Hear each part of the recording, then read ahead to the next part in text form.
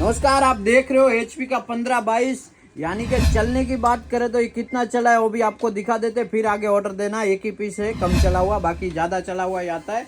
ये कंडीशन आप देख लो, प्रिंट भी अभी आएगा।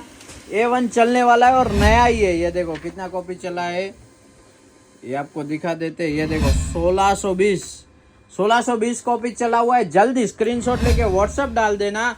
नया कुछ 25,000 का आता है। ये देखो A1 चलने वाला है, ब्रांड न्यू है। जल्दी स्क्रीनशॉट लो और व्हाट्सएप कर दो, लेट मत करो। ये देखो कॉपी निकाल के रखा हुआ है, ADF से लीगल हो जाएगा, ग्लास से A4 होएगा।